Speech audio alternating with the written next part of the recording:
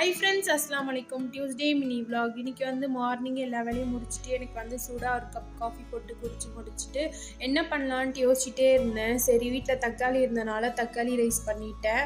அப்படியே வந்து சைடில் வந்து புதினா சட்னியும் பண்ணிட்டேன். நல்லாயிருக்கும் தக்காளி ரைஸ்க்கு. அப்புறமா கட்லேட் பண்ணலான்ட்டு பச்சைப்பயிர் வந்து நைட்டே வந்து ஊற போட்டுருந்தேன்.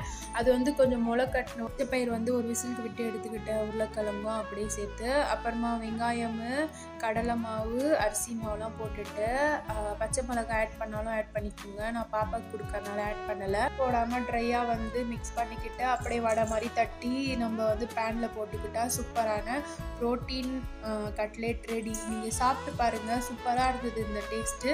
நாங்களும் சாப்பிட்டு முடிச்சுட்டு லஞ்சு அப்புறமா ஒரு 6 மணிக்கு வந்து இருக்கிற பாத்திரம் எல்லாமே வாஷ் பண்ணிடலான்ட்டு எடுத்து வச்சுட்டு இருந்தேன். நைட்டுக்கு வந்து பூரி மசாலாவும் ஊத்தாப்பம் தான் பண்ணியிருந்தேன்.